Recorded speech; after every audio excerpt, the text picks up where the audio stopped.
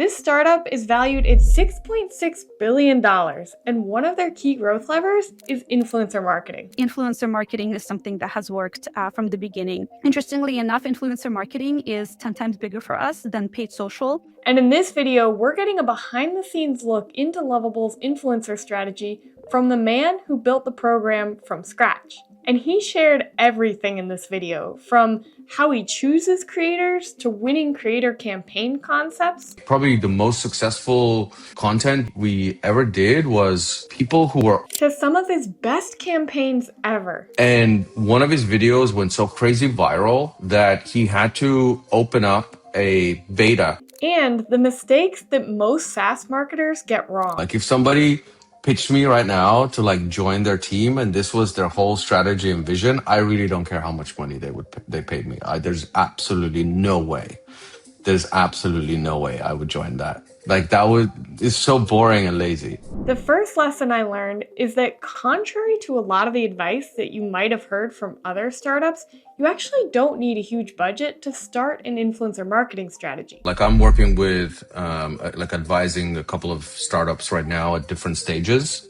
One is maybe a little bit earlier stage.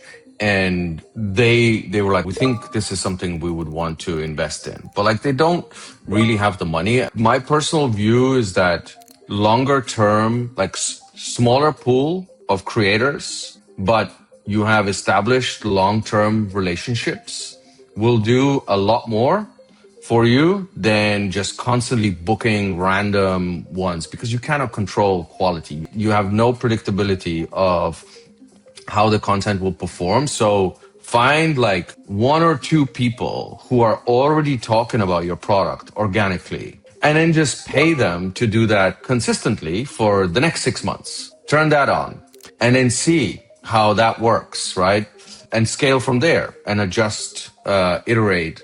One of my, probably the most successful content we ever did was people who were already using the product reaching out and saying hey, I'm already using it. I'm obsessed with the tool. And those were always the most successful. I mean, just take $1,000 and literally go pay one person to do a video or a couple of videos for you. It doesn't matter, if they don't have a huge following. I think a lot of people overthinking oh, I need a big budget. I need to go hire some agency because we don't have anyone internally doing this. And then they get into this whole thing of all of a sudden, oh my God, we're spending, $100,000 a month and we don't even know what we're getting for this. And then of course it's hard to then continue investing if you never really did a small test yourself. Now, once you have some customers talking about your brand, I wanted to know how he actually thought about allocating budget. And he really just started with trial and error and then scaled the channels that were working. So initially, when I first joined, the company was so new, right? I joined in June last year.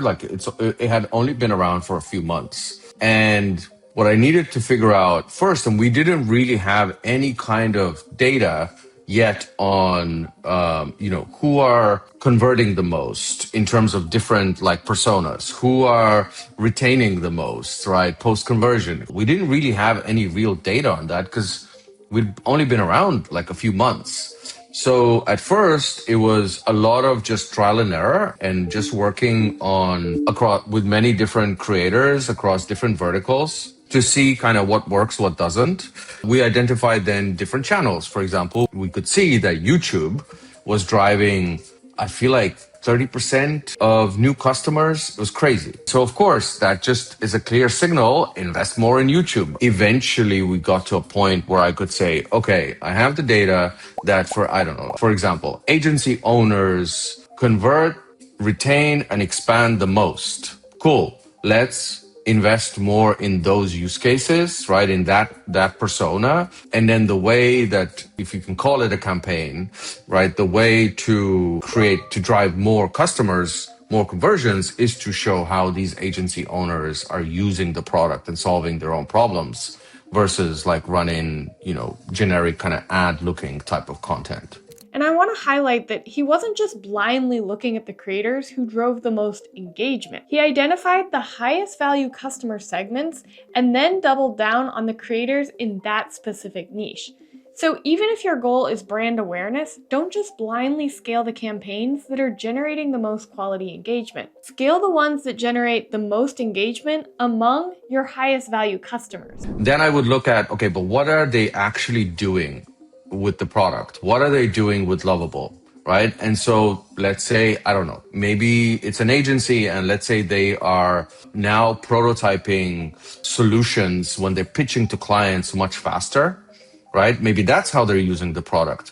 Cool. So the creator content, if we're targeting agency owners, should be showing that specific use case, not something else, right? Because so I did a lot of work with kind of data to identify, okay, agency owners, let's say, I don't know, engineers, marketers, whatever. I would look at what are they actually doing with the product and then try to replicate that in the creator content. And if you're curious how Lovable was pulling this data, here's what their setup looked like. So it's like a combination of like Post-Hog, Hex, and maybe some other tools, right? Where you could actually see what are people doing within your product, how are they using it.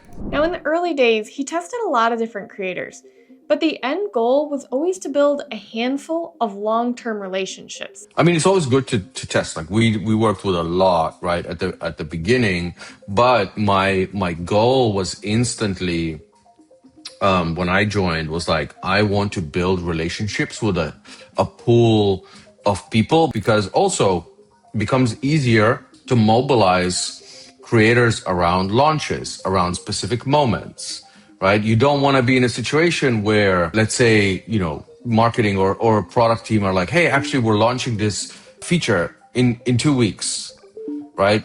And marketing then is like, oh, we should mobilize a bunch of creators to support that launch. Now, which is going to be easier and more cost effective? You scrambling to hire an agency to help you with that launch, or having a pool of existing relationships, maybe even a WhatsApp group with your best creators and being like, hey, everybody, short notice, we're doing this thing. Can you all support this? Can you all boost it? Not only are you going to get people doing it for free, which should never be the expectation, but that happened to me towards the end, right? Started happening because people just be like, fuck it. I'm just going to, support it. I've been working with you guys for months. I've made a bunch of money, right? Like we have a relationship. They don't even ask. And then some will be like, okay, cool. I don't really have any slots, but let me move some things around. I'll make it work. Right. And then you get that kind of stuff. So it's very valuable to just start and not constantly switch. Of course, you may want to trial a bunch of people at the start, but keep investing time in relationships. And I think over time, then they start paying off. Again, a lot of people view, I think, influencer marketing as short-term goals, but actually thinking about it like long-term is a much bigger payoff than whatever, views you think you're going to generate just because you spent $50,000 on a bunch of creators. Now, I think that building relationships is good advice, but tactically, how do you actually build relationships with creators? So one is get on a call with as many creators as possible when you're first time working with them, and I would offer my time proactively. And especially if we were, of course, that's harder to do with like, if you're booking lots of micro creators, right? But if I'm going to spend 10,000 or, in some cases, $50,000 on one video, one creator, I'm going to get on a call with them. There's no way I'm just sending a brief. And so I would always insist on having a meeting. And then you get on a meeting and what tends to happen is they get to know you. And most creators, not even most, all creators would always accept the call because most brands do not do that. And so they'd be like, oh my God, like Lovable wants to talk to me. So that straight away is a good way, to start.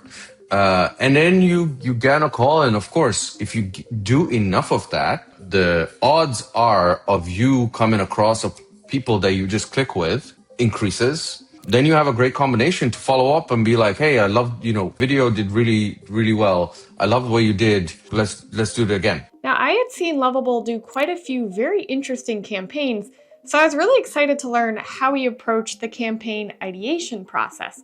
And it was really pretty straightforward. He just had customers share how they were actually using Lovable to solve a real problem. One creator we worked with, when I was on the call with her, she was like, we were just kind of discussing like, what could she do the video about? So we were brainstorming. And I was like, well, ideally, I would like you to build something that solves a pain point for you, because the likelihood of that then resonating with a portion of your audience, right? A portion of your audience having the same problem, and then you show them how you solved it, is going to be like really good. So I was asking her, like, what's like that's bugging you right now? And she was like, well, I'm getting married soon. And I was like, okay, what is, the most stressful thing, the most kind of manual thing about organizing the wedding? And she was like, well, I'm Indian, and Indian weddings are like, 100 times bigger than traditional weddings. And she was like, managing all of the RSVPs is going to be a nightmare. I'm already stressed about it. We haven't even started. And I was like, okay, so how do you plan on doing it? She was like, spreadsheet, same as everybody else. And I was like, you can build something with Lovable that literally is going to automate the whole thing. And she went, oh, I'm going to build that. So she created the video about that, and views wise, it did pretty good. But I looked at the comments, and the comment section was filled with other women who were like, oh my God, I'm getting married soon. I was going to use a spreadsheet. You just saved me a massive headache. And so, of course, we hit on a use case or a problem that a lot of women are going to be having the same life event, and they're stressed about the same thing. And here's somebody saying like, yeah, me too, and here's how I solved it. And so like that kind of stuff to me is much more valuable. So you get customer research, you understand like, okay, if we really drill in onto like a very specific pain point or a problem, and we start with that, and then we show them how to solve it, that's going to resonate more than somebody doing a bunch of views because they used a clever hook, but all they talked about was like a bunch of features, right? They never showed anything specific. Like those two things are not the same. Like there was one guy that I always mention. He has a huge audience. I think 4 million on Instagram, maybe another 5 or 6 on TikTok. But he DM'd our Instagram account and he was like, hey, give a really good pitch. Clearly it had been using the product. I booked him for multiple pieces of content, and all of them did really well. But one in particular, where I really challenged him, I was like, try and like build something that you think either you need yourself, you wish existed, like try to get to like as close to a real product idea as possible. Don't just prototype some bullshit that nobody, like that you ask ChatGPT to generate for you because you have to create this piece of content.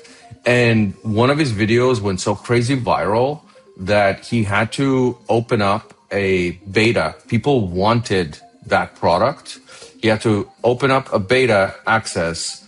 30,000 people joined, requested access. Now he has 80,000 people beta testing it. And he's hiring a team. I just introduced him to a friend of mine the other day who's a designer because he was looking for some design support. Like, it's crazy, right? And that, to me, that came from somebody who's already genuinely using the product, is obsessed with it, then translates to a very organic piece of content that then really resonates with the audience, to now him basically becoming a founder off the back of it. But the reason I say that is like, there's probably if you're thinking about influencers, and I've worked with a lot of agencies, of course, don't go to them. Like literally scour the internet, look who already is talking about your product. Doesn't matter how big of the following they have, reach out to them and offer them something in exchange. But another tip is to think outside the box. So instead of just paying creators to do like a traditional campaign, think about how you can maybe host live events. Yeah, I think so. There's probably a few that are maybe non-traditional, and so one was we did an event with will.i.am from the Black Eyed Peas in LA. So he's an investor in Lovable. Built a great relationship with him. So I would put that in the bucket of influencers because he is a huge influencer, right? He's not a creator that you would pay a bunch of money to post about Lovable, but he has a massive, of course, name and audience. And so we did an event in LA with him where we brought together 30 artists and 30 Lovable builders, and we paired them. They'd never met each other before until that day.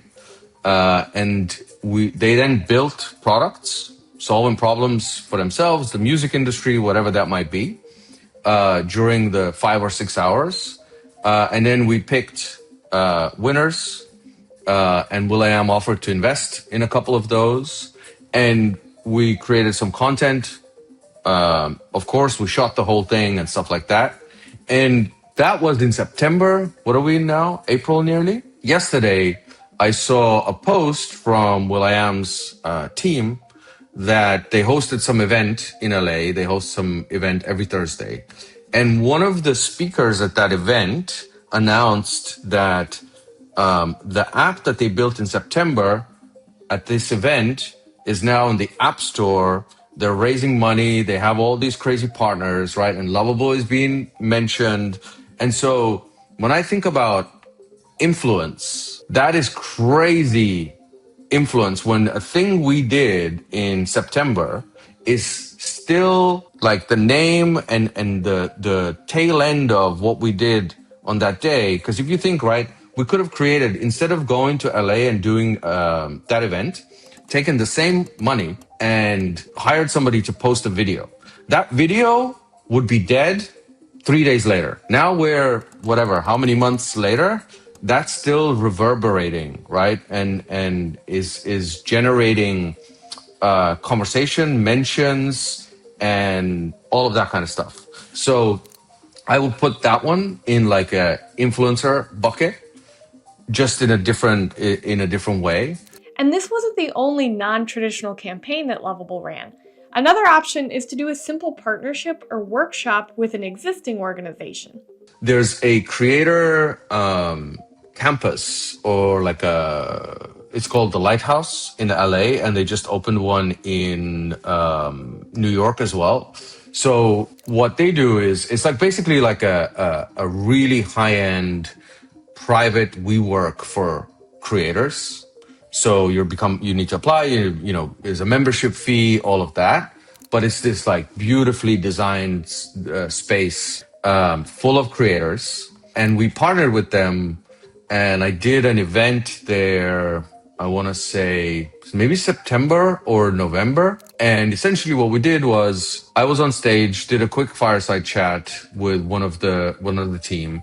And then I plucked ideas. I basically called on people in the audience, and I said, like, tell me about a problem that you'd like to solve. And they would describe it. I would use the voice feature on Lovable, capture what they said, hit build, and then it would build the solution. And people's minds were so blown, and there was creators with like hundreds of thousands and millions of followers, like really legit people, that when I came back then a couple months later, I was being told that a bunch of people had been building with Lovable. Then I came back in January this year, and now we had people who are launching businesses built with Lovable and just advocating, creating their own content organically. Now, as much as I love these campaigns, I pointed out that Lovable really does have a unique advantage. The product itself is very novel and fun. So how would he run a campaign for like a really boring B2B SaaS company? Well, here's what he had to say. I would go to the people that legal and the CMO would be scared to sign off initially when presented. I would go to somebody funny, right?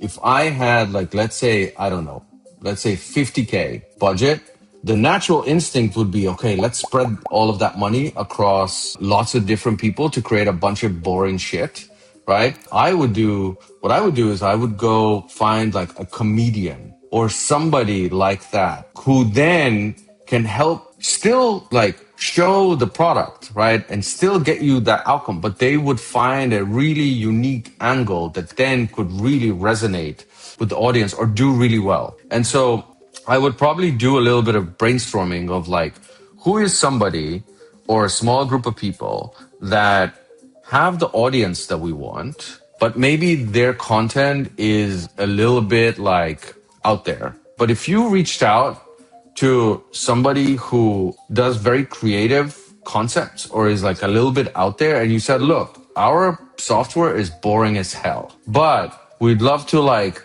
brainstorm with you how we could like create some interesting content that would resonate, people will be open to that.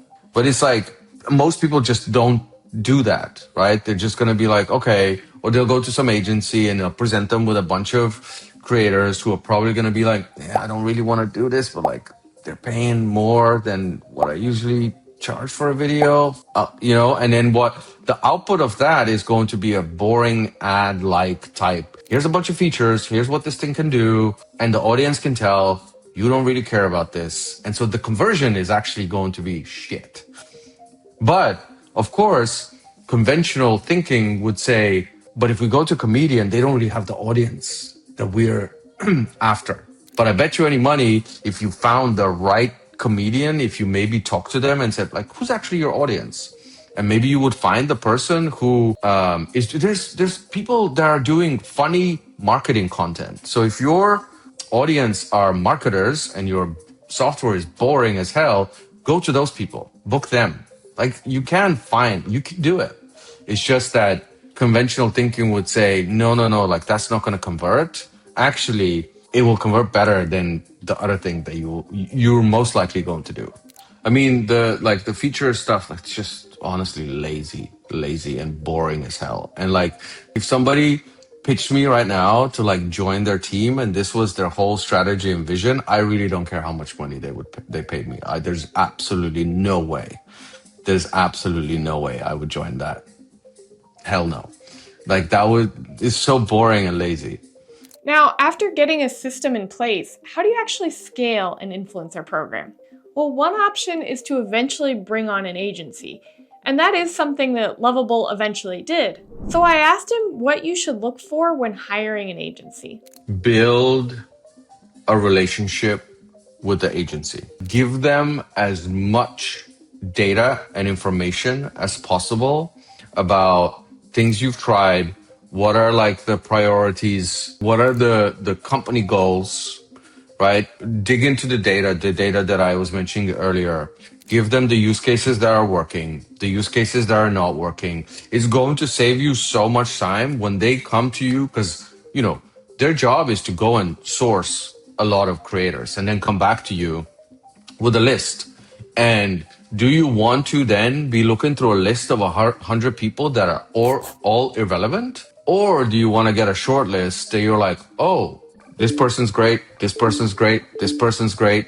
The only way you can do that, and it will save so much time, is if you give as much as possible upfront. But simply hiring agencies wasn't the only piece of advice that he had related to scaling. He also had this pro tip. If you have like already a baseline, maybe creator program running, let's say, and a little bit of budget has opened up, I would go and look at who are maybe still early, but they are popping in your space and snap them up before they get too big and do like a longer term partnership and make like an instinct based decision and take a risk. So I did that just before I finished up at Lovable. There's a creator called Tara Keeney. I remember her content popped up in my Instagram feed, my personal Instagram feed. And, Lovable is like one of the core personas are founders. And I remember her content popped up. She only had like, at the time, maybe 50,000 followers.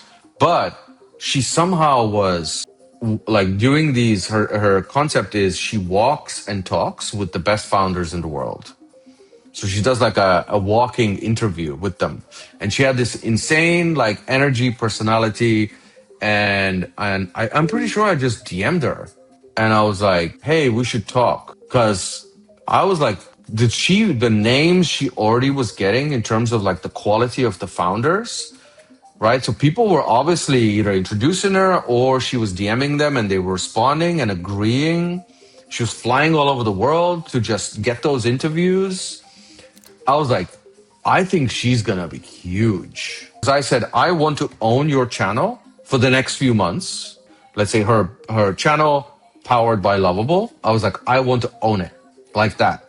So of course, Tara Smart, she threw out a big number. And if I was to run the like CPM calculation, it wouldn't have made sense. Probably. It would have been too high. And I negotiated with her a little bit. And I was like, no. We're doing this because you're going to be huge. And now, I mean, she's blown up. She already like just in the last couple of months, she's at 80, 90,000 just on her Instagram. She did Diplo, Gary Vaynerchuk. She's like interviewing crazy people, flying all over the world. And she's going to be massive. And so like that, I would go and find who is the person in your niche that is maybe already starting to like blow up. Maybe they have a unique content angle too. Hit them up and throw whatever it is at them. Just like whatever number they quote you, if it's not too crazy, just say yes, do it, own their channel. However, you'll notice that if he wasn't actively consuming content, he never would have realized this insight. So even if you use a tool like Favikon to help you find creators, remember that it's essential to also be a consumer of content in your industry. Now, this was just one example of how one company built an influencer marketing program from scratch, but it isn't the only way to build an influencer program. For example, Mark Richard has a very different approach, where he uses really structured scripts and a similar roster of creators to really dominate LinkedIn. And yet, he still drives really impressive results, like this case study over here, where he turned just $15,000 in spend into $2.5 million in pipeline. So check out this video over here to get a different perspective on influencer marketing.